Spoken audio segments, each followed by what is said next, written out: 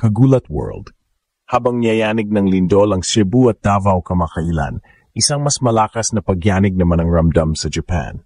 Hindi mula sa kalikasan, kundi mula sa dalawang Pinay na magpapatunog ng lupa sa tennis world.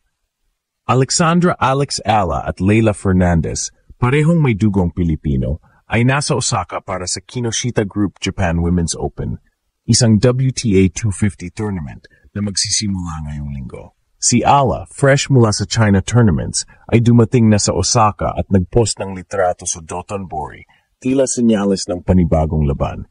Samantala si Leila Fernandez, ang half Filipina, half Canadian star at dating US Open finalist, ay kasama rin sa main draw. Dalawang Pinay sa isang entablado, parehong may bit-bit na galing puso at pandilang Pinoy. Para sa mga Pilipino, simboliko ang teaming. Habang umaalingaw pa ang lindol sa Visayas at Mindanao, isa namang emotional earthquake ang paparating sa Japan.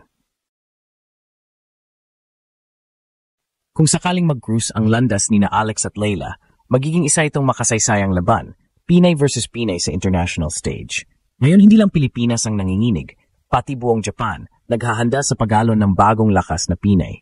Tanong ng lahat, sino ang tatayong pinakamalakas matapos ang pagyanig, ang batang reyna ng Asia o ang global superstar na may dugong Pinay?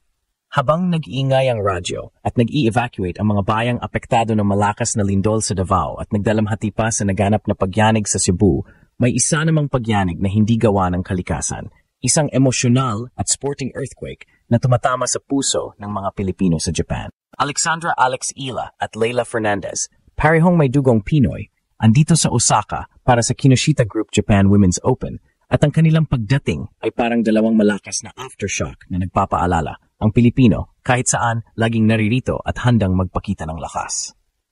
Reuters Plusan, si Alex, sariwa mula sa matinding Asian swing na may Suzhou at Wuhan qualifiers, nag-post ng larawan sa Dotonbori na instant viral, isang simbolikong grand entrance na may pahayag, hindi lang siya bumisita, darating siya para magpasabog. Sa kabilang banda si Leila, ang Canadian star na may inang Filipina, kasama rin sa main draw ng Osaka at ang kanyang presensya ay nagbibigay ng karagdagang drama at international spotlight sa isang laban na posibleng maging makasaysayan kung mag-cruise ang kanilang landas.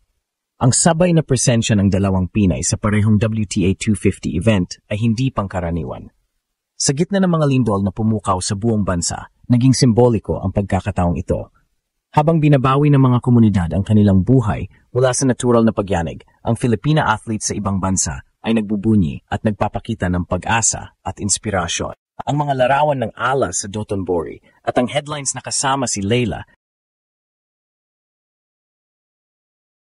ay nagbigay ng sandaling aliw sa mga kapuspalad sa Pilipinas, parang paalala na may dahilan pa ring umasa at magmalaki. Para sa mga taga-suporta, may dagdag na dimensyon ang pagkakatapat ng mga pangyayaring ito. Ang lindol sa Cebu at Davao ay humahaplos ng literal na lupa ng bansa.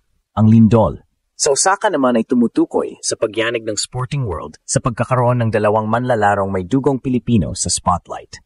Pareho silang nagpapakita ng resilience, ang isa sa pagbabangon mula sa pinsala, ang isa sa matibay na pag-akyat sa international stage. Ang pagkakabit ng simbolong ito ay nagdudulot ng malakas na emosyon sa mga Filipino, galak, pag-asa, at isang uring pambansang pagmamataas na sabay-sabay. Ngayon, habang papalapit ang opening day ng Japan Women's Open, nakaabang ang bansa. Hindi lang ito tungkol sa scores o ranking. Ito ay tungkol sa kwento ng pagkakaisa sa gitna ng pagsubok, ng pagkilala sa pinanggagalingan at ng posibilidad na sa kabila ng lindol, may dalawang Pilipina na magpapakita ng lakas sa entablado ng mundo. Tanong ng lahat, kapag nag-cruise sina Alex at Leila, sino ang magpapasabog ng pinakamalakas na aftershock? Ang pagdating ni na Alexandra Ala at Leila Fernandez sa Osaka ay hindi lang basta entry sa isa pang tennis tournament. Ito ay simbolo ng dalawang magkaibang landas na nagtatagpo sa isang pinagmulan, ang dugong Pilipino. Sa gitna ng mga lindol na yumanig sa Cebu at Davao nitong linggo, ang dalawang babaeng ito ay naging sagisag ng lakas at pagbangon, hindi lang sa court kundi sa puso ng mga kababayan. Si Alex Ala, 19 years old, ay kasalukuyang world no. 185 sa WTA rankings at patuloy na umaakyat sa hierarchy ng women's tennis. Matapos ang back-to-back battles sa China, sa Jingshan, Suzhou at Wuhan, pumunta siya sa Osaka na may bagong tapang at karanasan. Alam niyang mahirap ang field sa Japan Women's Open, kung saan kasama ang mga top players ng Asia at Europe, pero hindi siya nagpunta para lang makilahok. Nagpunta siya para manggulat ulit. Samantala, si Leyla Fernandez, dating US Open finalist at anak ng isang Filipina mula sa Ilocos, ay isa sa mga kinikilalang rising global superstars. Sa kabila ng kanyang Canadian flag, ramdam ng mga Pinoy fans ang kanyang koneksyon sa bansa. Bawat salamat po.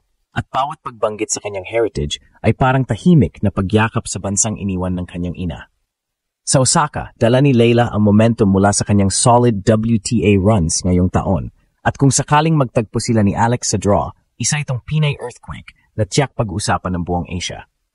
Hindi maiwasang ikumpara ang dalawang reyna. Si Alex, na galing sa Philippine grassroots system at produkto ng Rafael Nadal Academy sa Spain, at si Leyla, na lumaki sa Canada, pero laging dala ang values ng Filipino perseverance. Parehong lumalaban para sa respeto at identidad. Habang isa'y umuuspong mula sa Southeast Asian Circuit, ang isa na may matagal ng bahagi ng global elite. Ngunit sa Osaka, pantay silang tatayo. Parehong may lakas, parehong may dahilan para magtagumpay. Habang nagsisimula ang Japan Women's Open, ang atensyon ng mga Pinoy fans ay hindi lang sa mga rally o aces, kundi sa kahulugan ng sandaling ito. Dalawang Pinay sa isang bansa, sa gitna ng isang linggong yanig ng lindol, parehong kumakatawan sa katatagan ng lahing Pilipino. Sa bawat serve ni Alex at bawat forehand ni Leyla, may kasamang dasal para sa mga kababayan sa Visayas at Mindanao. Kung ang lupa ng Pilipinas ay yumanig sa katotohanan ng kalikasan, ang tennis courts ng Osaka naman ay yayanig sa tapang ng dalawang Pilipina. Hindi aksidente ang teaming. Sa bawat lindol, may muling pagtindig at sa pagkakataong ito, dalawang Pinay ang tatayo para ipakita sa mundo na kahit gaano kalakas ang pagyanig, mas malakas pa rin ang pusong Pilipino. Habang patuloy ang aftershocks sa Cebu at Davao, ibang klaseng pagyanig naman ang nararamdaman sa Osaka, hindi mula sa lupa, kundi mula sa dugong Pilipino nina Alexandra Ala at Leyla Fernandez. Sa gitna ng mga higanteng pangalan sa WTA, dalawang Pinay ang sabay na magpaparamdam na kaya nilang umuga ng buong Asia Court gamit ang tapang at disiplina na likas sa lahi. Makikita kay Alex ang kabataang gutom sa tagumpay. Bawat palo niya ay parang sigaw ng para sa Pilipinas. Samantalang si Leyla, kalmado pero matalim, dala ang maturity ng isang international star na hindi nakakalimot sa kanyang pinagmulan. Kapag nagkatagpo ang kanilang mga landas sa draw, hindi lang ito magiging laban ng forehand at backhand, kundi ng pusong Pinoy laban sa mundo. At kung paano muling bumabangon ang mga Pilipino sa gitna ng bawat lindol, ganoon din ang imahe ni Alex at Leyla sa Osaka. Hindi sila takot sa pressure, hindi sila atras sa laban. Sa halip, sila mismo ang pagyanig, dalawang Filipina na sabay nagdadala ng liwanag, pag-asa, at panibagong alon ng inspirasyon. Ang tanong ngayon, handa na ba ang Japan sa lindol ng lahing Pilipino?